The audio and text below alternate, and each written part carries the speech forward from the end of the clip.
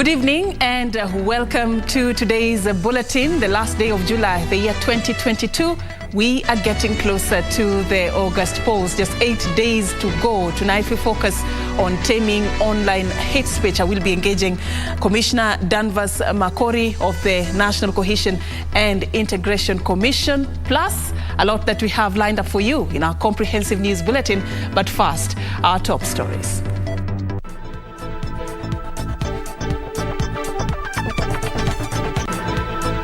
Traffic congestion solution. The Nairobi Expressway and Nairobi Eastern Bypass officially opened for use. Sham offensive. Kenya Kwanza sells economic recovery agenda. Azimio la Umoja denounces tribal politics as campaigns hit home stretch.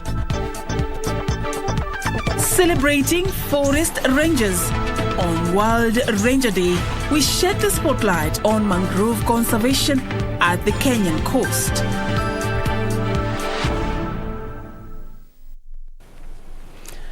Once again, welcome to the broadcast. My name is Serfine Achieng. Now, on to our top story. President Uhuru Kenyatta on Sunday officially launched Kenya's iconic Nairobi Expressway after 2 months of a successful public trial. The president also commissioned the revamped Nairobi Eastern Bypass, which includes 5 new major vehicular crossings and 6-lane dual carriageways at the busy sections of the road. Speaking after launching the major projects, President Kenyatta emphasized that infrastructural development is key to opening up opportunities for Kenyans.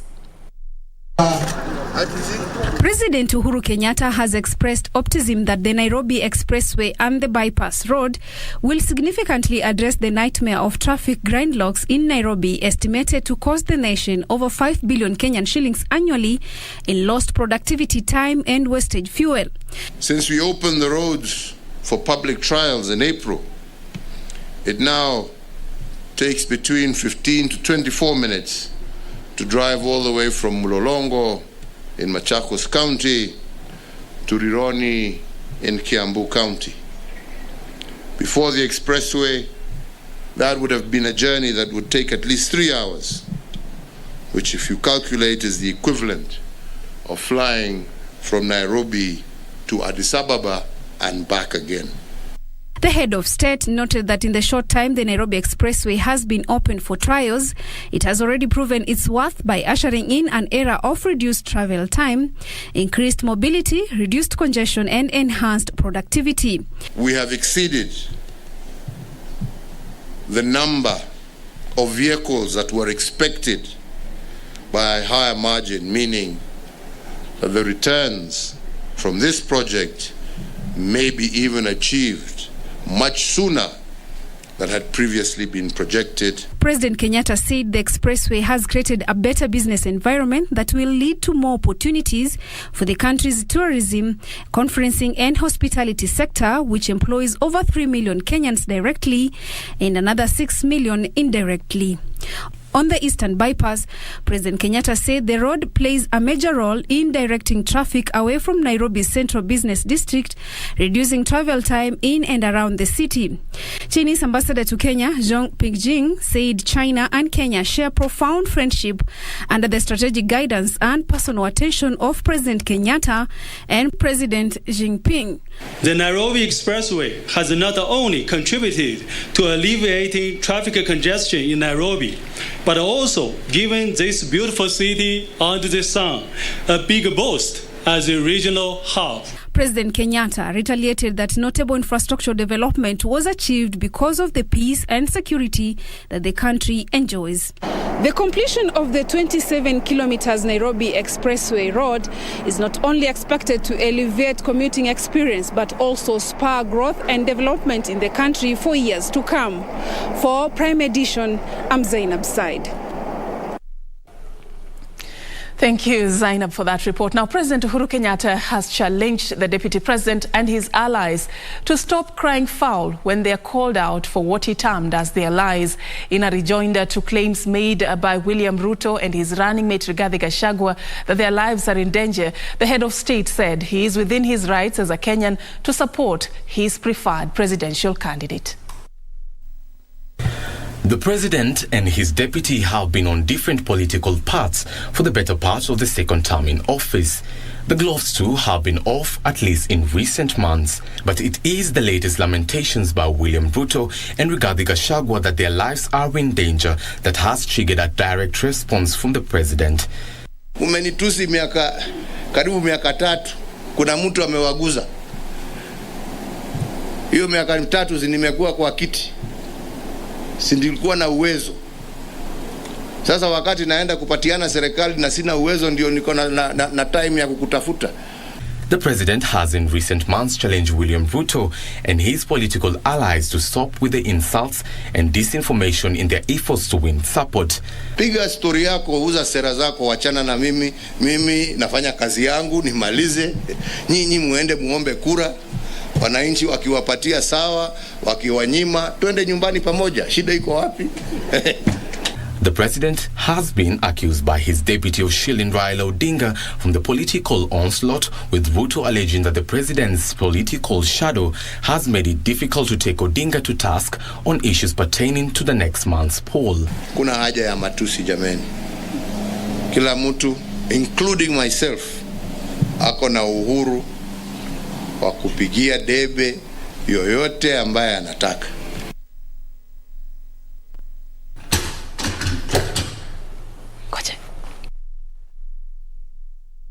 Now, on to matters politics. The Azimio la Umoja One Kenya Coalition Party has taken its presidential campaign to parts of the North Rift region, urging voters in Nandi and Uasin Gishu counties to rise above tribal politics and vote for Raila Odinga come August 9th. Raila and his running mate Martha Karua on Sunday challenged their competitors to stop whipping emotions and instead sell their agenda on why they should be trusted with the country's leadership.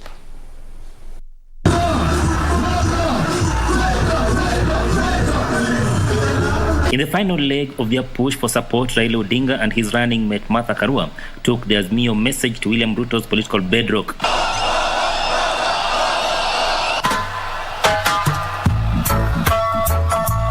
The duo addressed crowds in Nandi and Uasin Gishu counties, urging voters to look beyond tribal differences and buy into the Azimio manifesto.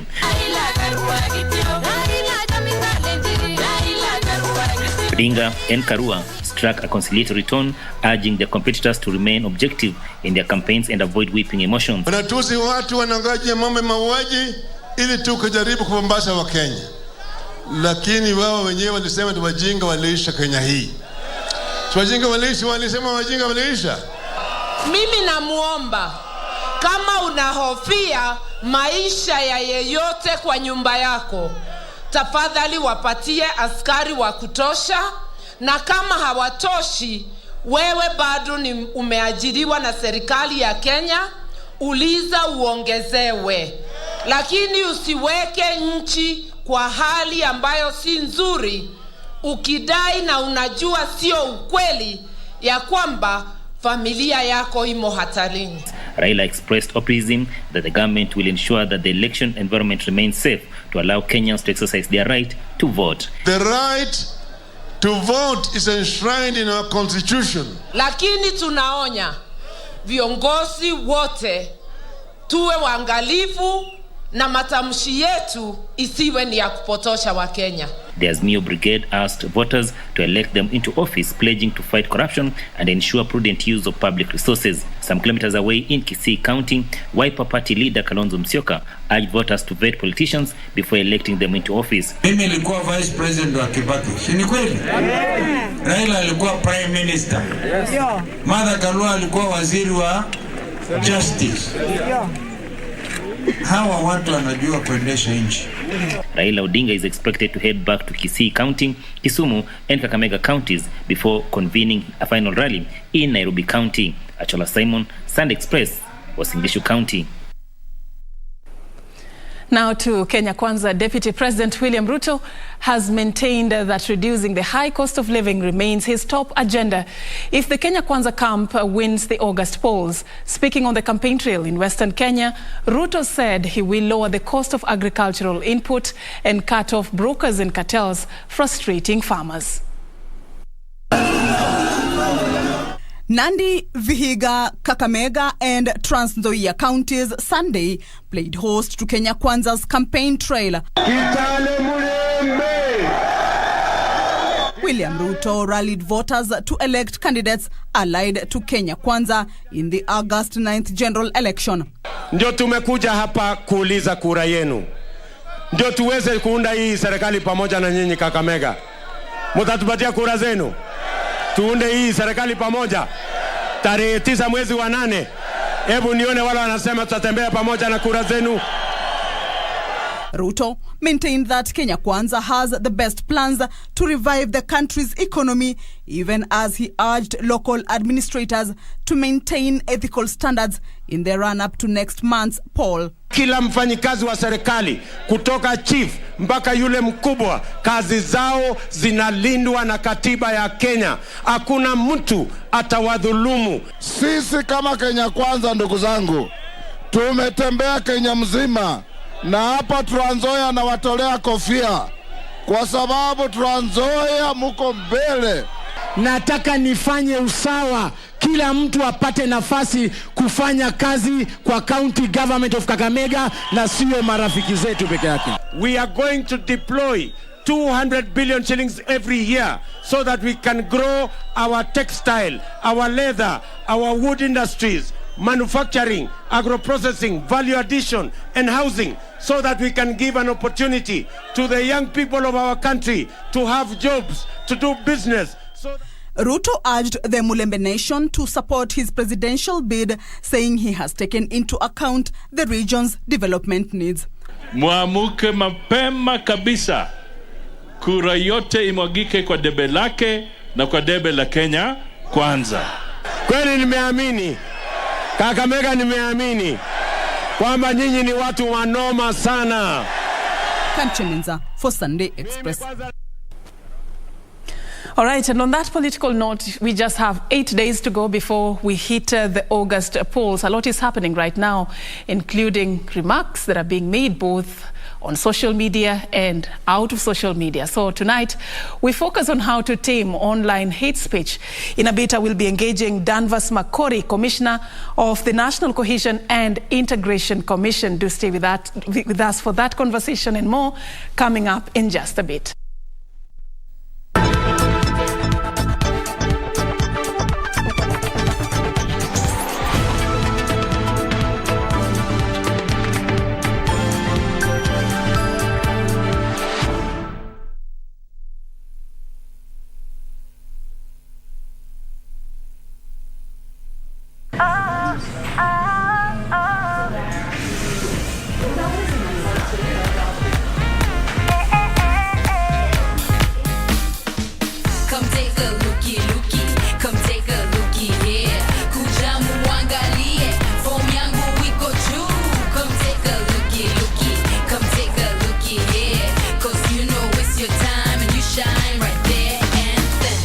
TCB Naturals, hair that lets you shine.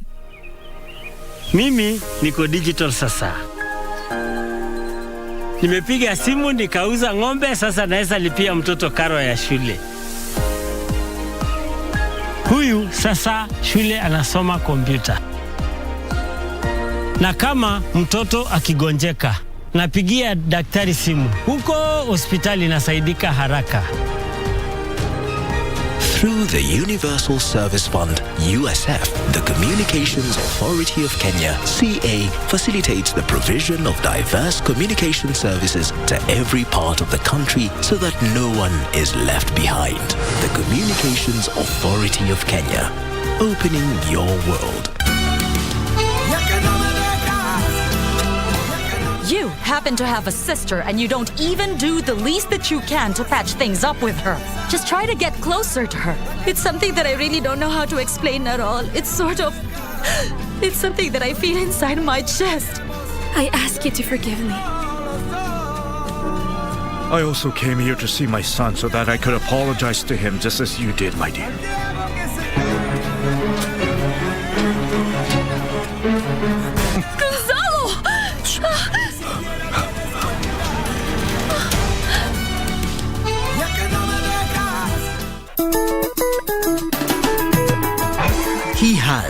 widely described as the enigma in Kenyan politics. For 50 years, Kenyans have wandered in the wilderness. His critics are as eloquent as his supporters are in their praise. When it was in the interest of the country that it was important for him to work with KANU for the benefit of the country, he did that. As a seasoned politician, his stab at the presidency has been a case of so near yet so far. They now have an opportunity through these elections. But who is this man? Raila Odinga, through the eyes of the Kenyan youth.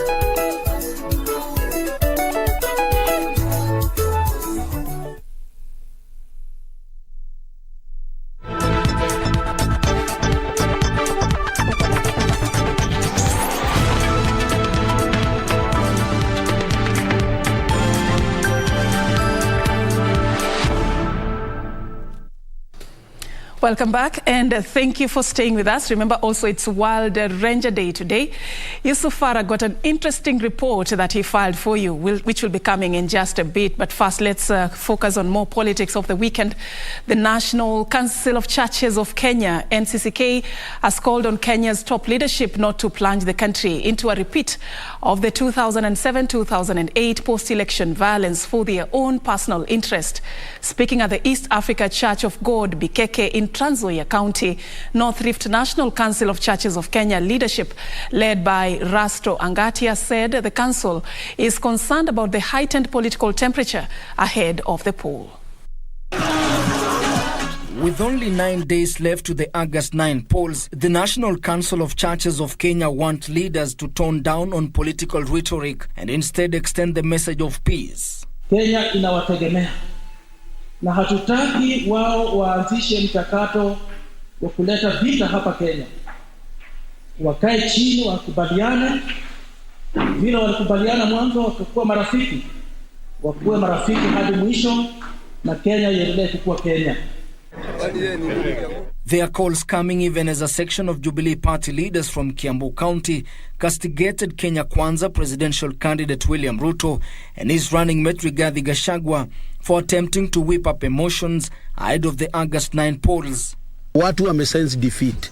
Wameanza sasa kudistract their attention. Sisi, wana Jubilee na Azimio, tuna concentrate on 9th. Na tukitoka hapa sisi tutaenda kutafuta kura. And what they want now is to whip emotions and sympathy vote so that they can win the general election. But we want to tell our people nobody is after any other person. There is nobody in Jubilee who is attacking any other parties. Neither do we expect those other parties to attack us. And we ask them to follow the laid-down procedures of airing any grievances that they may have. We will not tolerate any more insults going forward. In Kirinyaga County, 15 vehicles have been flagged off and will go to various stations within the county to help boost security. Zile gari walikuwa wanapeana ni 1250, lakini ilikuwa ni ile lease ya miaka 4 imeisha. Kwa hivyo gari ukiletewa mpya unarudisha ile ulikuwa naye juu lease imeisha. Lakini sisi tukiwa na Kirinyaga tuko na bahati juu hata kama tunarudisha ile ya lease tumeongezewa zingine 12. Ningependa kuhakikishia kwamba kazi itaamirika kabisa. Itaamirika kabisa na wahalifu chenyo chi motoni. Interior Principal Secretary Karanja Kibisho said the government is committed to ensuring security for all Kenyans. Meanwhile, Mathare parliamentary candidate Benson Gunga has urged voters to elect credible leaders to deal with the state of joblessness in the slum. Na hiyo ni mipango moja nataka kuongea na vijana, ni waweke kwa vikundi, wakiwa kwa hizo vikundi sikuwe registered by the government so that ile pesa ya youth and women empowerment na Uwezo Fund naweza tupa kidogo pale waweze kupata ndio waweze kujiinua. Ngunga is set to battle it out against a host of candidates, some of who are vying under the Azimio umbrella. Ben Chumba, Sunday Express. Now on to our special feature tonight. Every day in our forests, Men and women tasked with the sole mandate of protecting the country's forest cover put their boots on the ground to safeguard the vast natural resources from the enemies of nature. As the world celebrates the World Ranger Day today, our reporter Yusuf Farah joined rangers in Kwale and Mombasa counties on a patrol of the mangrove forests and brings us the story securing the mangroves. Daybreak at the Gogoni Forest Station, Kwale County. Officers fallen! To Damari! Corporal Livingston Kitawi summons his rangers to the parade for the day's brief. Today we'll be going to the mangrove areas. After the instructions are communicated on the day's assignment, it is time to depart from the station. Our destination of the Shirazi Creek. This creek is home to a vast cover of mangroves, and it is the task of these rangers to ensure that no intruder comes in here to destroy the ecosystem. Tukifika kwa area patrol kama hii, tunaanza kuangalia the possible destruction in that area. Kwale County is a mangrove coverage that cuts across 8,500 hectares, translating to 14% coverage. Whenever the need for reinforcement arises during the patrols, Corporal Manajuma Muhammad and the rest of the team at the Kwale Forest Station come in to lend a helping hand. Community kwa sababu wao ndo wanaishi karibu na misitu, wanatusaidia, wanatupa information, jambo la kwanza. Kwa sababu sisi tukiwa pale station hatuwezi jua nani sana anaingia msituni kuharibu. Day 2, and we visit the Rangers counterparts based in Mombasa County. This county boasts of 3,800 hectares of gazetted mangrove forests. The forests are distributed mostly along Tudor, Portrades and Dropper creeks. Under the stewardship of Corporal Molim Mokutanga, we set sail at the Tudor Creek. The service's modern boats move with precision, and the rangers on board are focused, eye on the lookout for any anomalies. Kenya Forest Service has endeavoured to restore previously encroached mangroves, which provide biodiversity hotspots and at the same time protect the shoreline from storm surges, hence the need to ensure they remain intact. The task at hand isn't, however, easy, and Mombasa County Forest Conservator Jennifer Nasombi tells me keeping the enemy away requires the service to be one step ahead. Wengine hata wanaweka changardens, wanabrew changapo, wengine ni mbao ya kutengeneza hizi boats ya wakitumia kufanya fishing. Some of them, if you are not careful, they are armed. Wakati anapambana na sisi, urefu wake mkubwa inakuwa ni kujitupa kwa maji. Ukisema utamwengeji kwa maji, huenda ikafanya hasara, maybe huenda akakufa kwa maji. Corporal Mulimu Mokutanga recalls a day when one of the patrol boats had a malfunction and was submerged. Hakuna casualty alipatikana kwa boat, na tukajaribu venye tuweza kuhold position ya kila mtu, tukageuza chombo yetu, tukaita usaidizi from other agencies, na tukaweza kuokoleka, tukatoka salama. The combined efforts to restore the mangroves have seen a total of 4,042 hectares of mangrove area restored in the 2021-2022 financial year. For the rangers, their passion drives them each day to keep pushing, and with the danger that comes with the nature of their work, the rangers hope that their tools of trade and manpower can be upgraded. You can imagine you're patrolling in an area whereby ndovu ziko, nyoka wako, nyati wako, tena kuna milima. Lady officers, sometimes we are deployed in very remote areas whereby to get our sanitary pads is a challenge. Chief Conservator of Forest Julius Kamau says the service is dedicated to improving the livelihoods of the rangers and thanked them for their selfless sacrifices that put them at a risk of paying the ultimate price in the line of duty. The service will explore and strive to engage our stakeholders in conservation sector to partner in supporting and appreciating our rangers on a day such as this. Nikiamka asubuhi na nisitoke kuja kupatrol, naona ni kama siku yangu kuna kitu imemiss. Tuzidi kujituma, tulinde misitu yetu kwa sababu Kenya yategemea misitu kwa kila kitu. Kenya Forest Service rangers go out each day with one mandate: the protection and conservation of Kenya's natural forest resources, including the mangroves. As we commemorate the World Rangers Day, the rangers here are calling on individuals to exercise their personal responsibility in complementing their efforts. Yusufar reporting for KBC Channel 1 from the Tudor Creek in the county of Mombasa.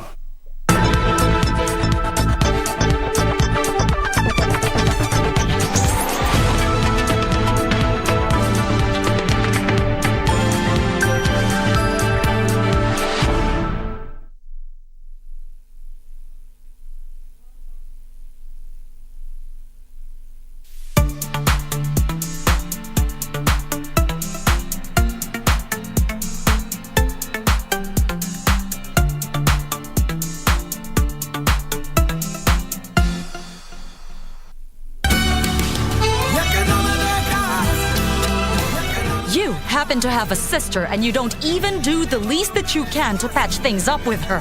Just try to get closer to her. It's something that I really don't know how to explain at all. It's something that I feel inside my chest. I ask you to forgive me. I also came here to see my son so that I could apologize to him just as you did, my dear.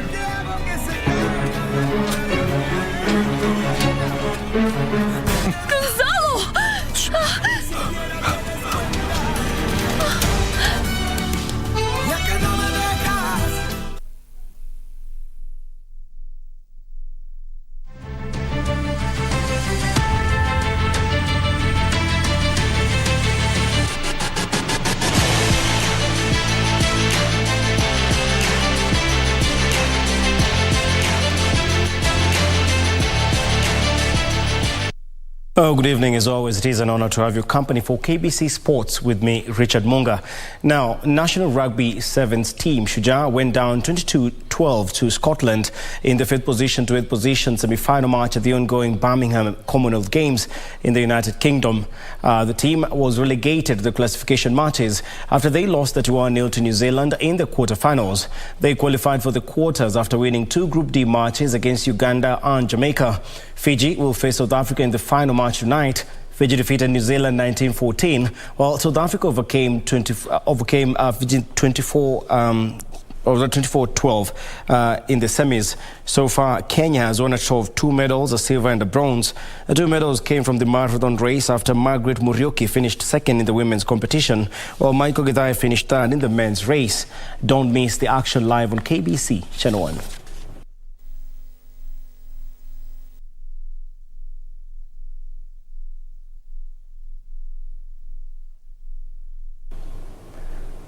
Meanwhile, Trailblazers enhanced their chances of topping the Kenya Volleyball League table after beating Prisons Kenya by 3 straight sets in the Volleyball League playoffs at the Nyayo National Stadium. Prisons Kenya took an early lead, but Trailblazers equalized minutes later to win the first set 25-23. Trailblazers dominated the subsequent sets, winning the second and third sets by 25-19, 25-21. After the win, Trailblazers moved to the third position behind GSU and KPA, who are the first and second respectively.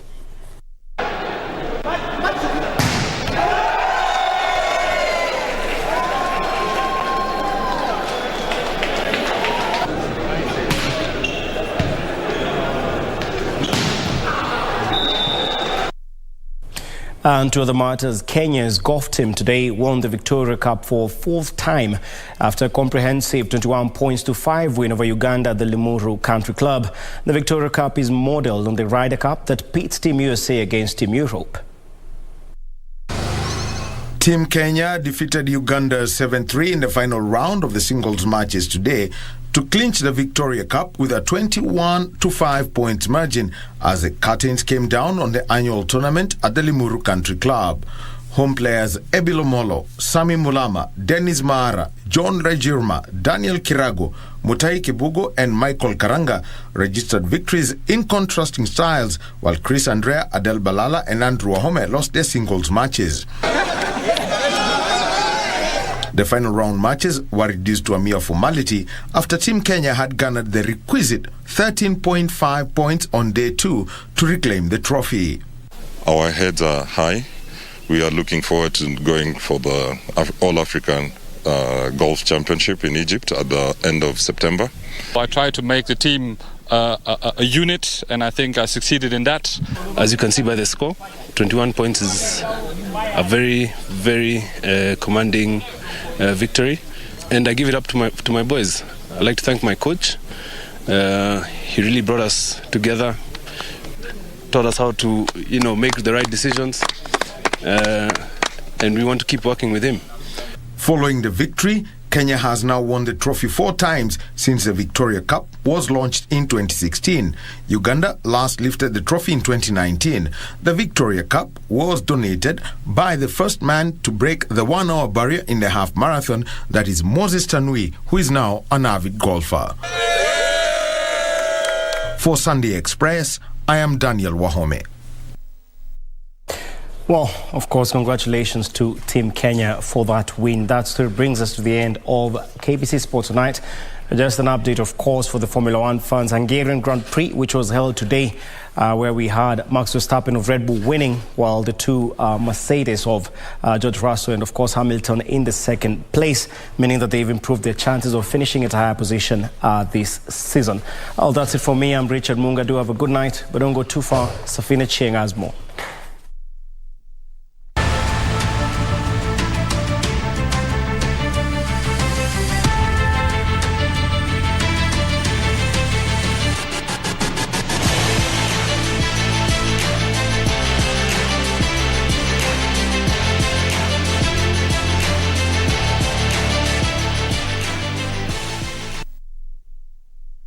All right, thank you, Richard Munga, for that sports news. Now we get into our conversation for the night as we talk about online hate speech and efforts that the country is putting in place to be able to tame this particular trend as we edge closer to the August polls. And of course, joining me for this conversation tonight is Danvas Makori, who is a commissioner at the National Cohesion and Integration Commission. Thank you for creating time for us. Thank you for having me. All right, fresh from Nakuru, a great peace concert, I must confess, that you had there. It was quite big, actually. And we were just there for 2 days for peace caravan, and then it did peace concert. It rained, and people still waited until the concert was over, so very good. Yeah, had fun too. All right. Yeah. Perhaps one would ask, what was your biggest take-home from this, just coming a few days to the August polls? What is it that... Two things. One, people are quite enthusiastic about the peace on matters election. They came in droves, especially the young people who usually ones are used to cause violence or are incited. They were. Number two, there's no appetite for violence. I mean, people, I don't think, generally speaking, we've been across the country, apart from just community engagements that we do and the community dialogues, the peace caravans, like even the big concert we did in Nakuru, people just don't have that appetite anymore. And it's them who putting pressure on the leaders to make sure they don't incite them. So actually, it's a good thing. What we are saying actually ourselves. Yeah, makes your work easy as a no, absolutely, absolutely. And actually, for me, our country has grown. I think for me, it's really exciting to see our country growing. Yeah. See, we always say in theory, peace starts with you, but now when you see it on the ground, people really embracing it, people actually championing peace individually, especially in areas where our country has faced challenges in the previous years. I think it's a good thing. Yeah, true. Yeah. The reason actually we have you tonight is just because 2 days ago, you on behalf of the Commission, threatened to recommend a suspension of Facebook in Kenya and gave a 7-day ultimatum. I just want to understand a bit of a background from this because it elicited mixed reactions in the country. Just hearing that Facebook might be suspended in the country. There must have been something that informed that. Tell us a bit about that. No, there is actually. We have at our commission a social media monitoring unit. It's called MMU, that's what we call it. It's a 12-man team, and all they do is monitor social media, all of them, social media platforms. Prior to this, we as a commission have chosen a collaborative approach with all media companies, including social media platforms. We met with Google last year, we met with Facebook in April, we met with TikTok, Twitter, and even local media houses. We have a lot of partnerships with them. That's why also we come to this, because media is a powerful tool in a democracy, and we've seen it. In that framework of cooperation, one of the things we do and hope is that when there's an issue, you address it quickly. Now, on the local media, as far as it's concerned, you guys have been outstanding. You're doing a fantastic job making sure there's peace message. The challenge comes now with social media platforms. We've had issues whereby when we have insightful videos or messages or posts, there's something called a takedown. They are not being taken down. There's 2 reports that have come out. One, I think, in June. That was very extensive. It was a story, in the Washington Post, actually, and it was. I mean, people were shocked to see. I mean, Facebook had allowed videos, some of them very, very gruesome videos, people being beheaded for 6 years. Facebook become the recruiting ground for extremists in Kenya. It was planned on Facebook and executed on Facebook. And we've raised those issues, especially with the hate speech videos. There hasn't been. So when the report came the other day, actually, that's what we're receiving. Actually, it was so bad that they really couldn't print or give you media to see what the post they had put on Facebook. I mean, it's really bad things that Facebook had allowed. Okay? So we told Facebook, and that's how we had this discussion. I mean, it's high time you do it. Now, my problem with them, our problem with them is this. In the US, in the US and in Europe, there are very stringent measures in place, what you call content moderation. They will not allow those things there. So my question is, if you don't allow it in the US and you're doing it there and in Europe, how comes you're doing it here? There's something called breaking the glass measures. They can, you know how long, we say 7 days, you know how long it will take for them to do it? 3 hours. I know that. So actually it was very general, like, guys, can just do it. They know they can do it. Is it possible though and practical to to suspend Facebook? Considering that it has like millions of users who majority in of other countries, in other countries, understand why you're suspending it in the first place. You see, it's not the way to go. It's not something we want. Okay, it's not something we want. It is something you want to do. But we have a mandate to make sure we have a peaceful election. And if a platform is being used to incite and potentially cause violence, then you must do what you have to do to protect that aspect of it. You understand? So they can do it. See, the challenge where we're coming from is they actually can do it. They just kind of choose not to do it because we've not been firm with them like other countries. So why double standard with them? Because they can do it. They have measures in other countries. You understand? In other countries, actually, some specific social media platforms have been suspended, specific ones, not all of them, when they violate the laws of those countries.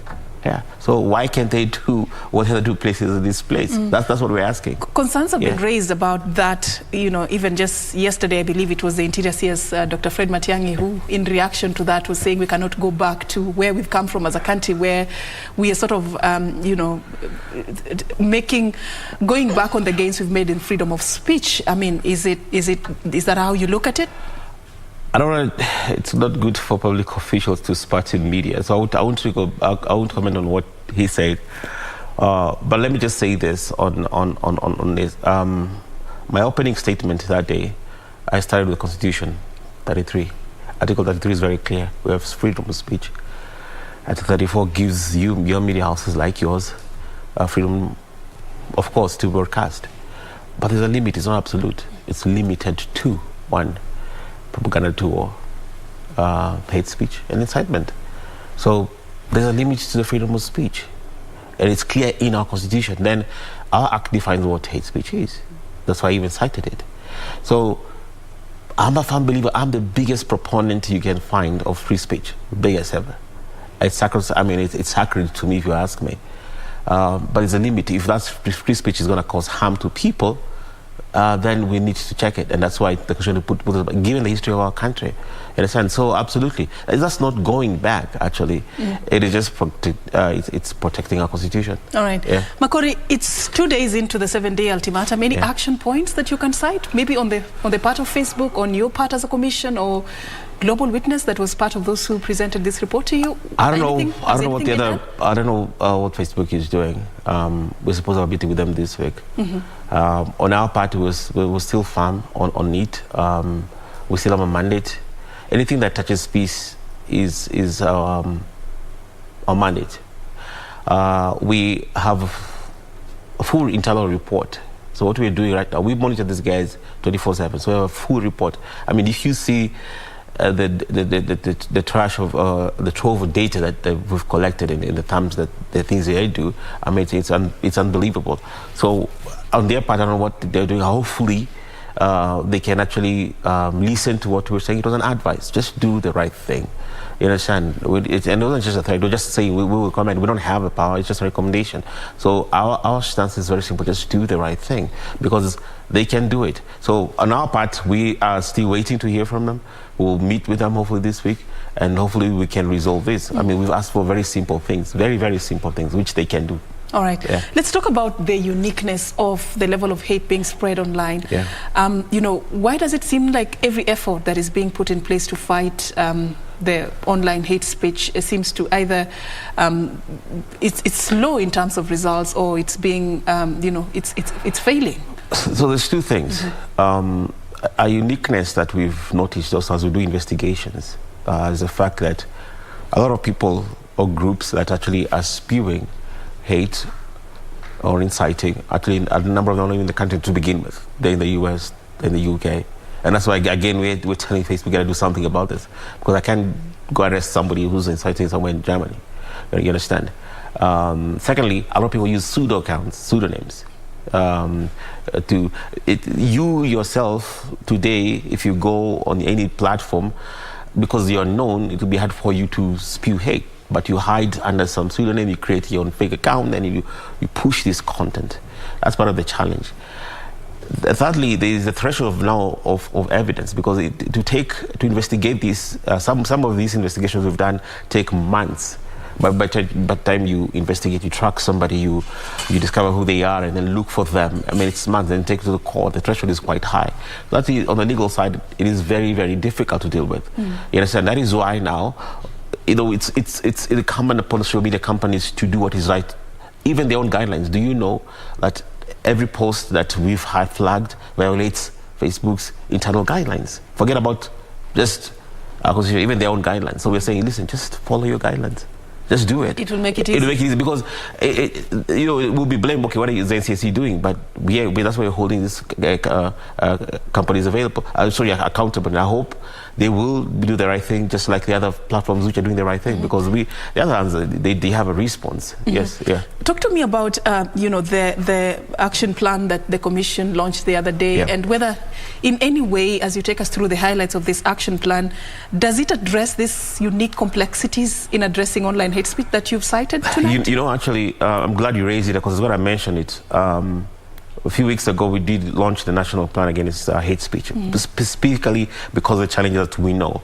What we've purposed as a commission is to be proactive, not to be reactive. So we put on mission. This is a plan that jointly we work with the UN, actually. We work with the Special Advisor Against Genocide Prevention at the UN. And within the plan, it's actually, and it's not just a theoretical framework, it's actually a plan. So we identified stakeholders who can help make sure that there is no hate speech in our country, or it's completely eradicated. Of course, your media is important.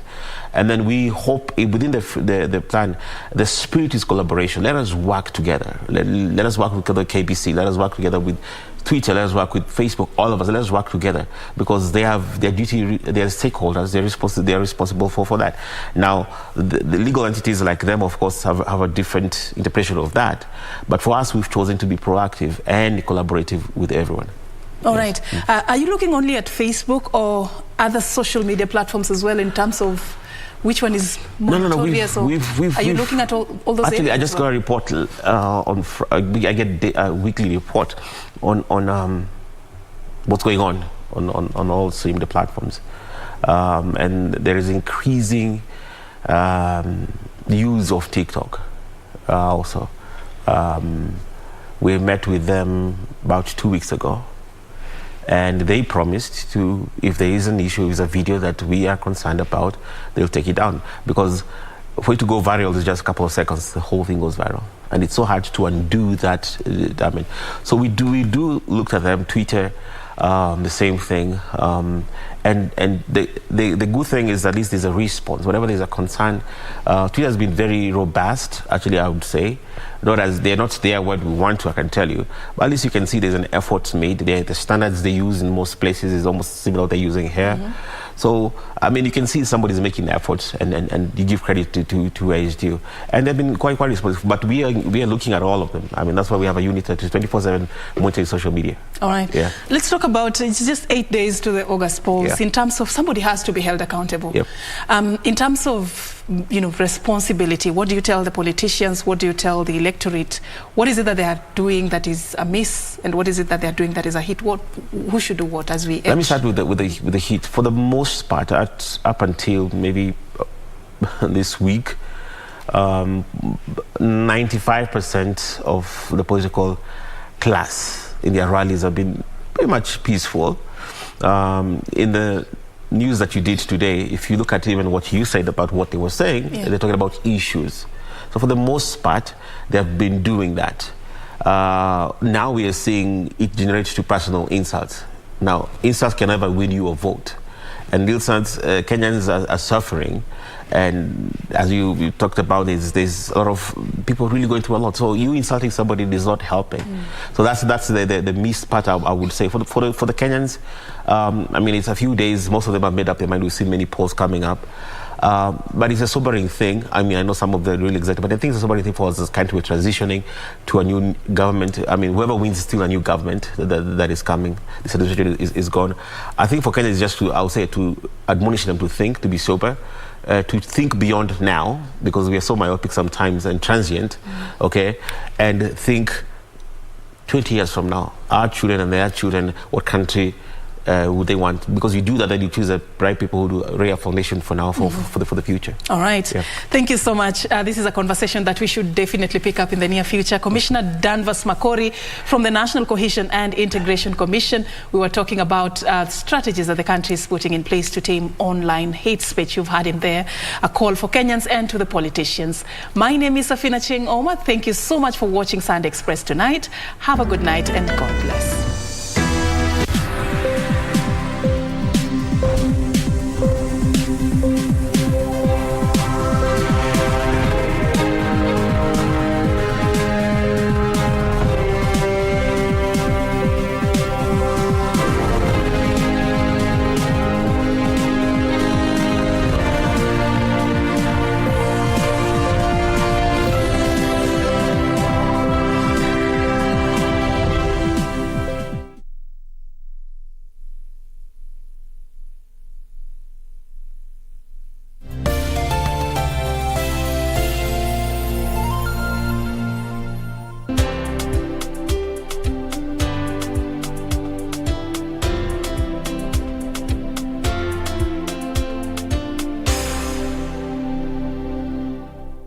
Kupata kumpenda mtu kama sikiza tune kwenye simu yako, bonyeza star 811 star 398 hash.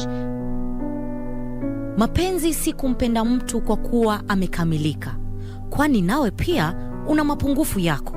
Kwa hivyo mapenzi ni kumpenda mtu na mapungufu yake. Kupata kumpenda mtu, bonyeza star 811 star 398 hash. Star 811 star 398 hash. Agenda yetu ni kupunguza gharama ya maisha. He has described himself as a man on a mission. I am a man on a mission. I have no space to retreat, and I don't have the luxury to surrender. As a presidential runner in the 2022 elections, he has repeatedly referred to himself as a hustler. You're the hustler number one. But who is this man? President. William Ruto, through the eyes of the Mwananchi.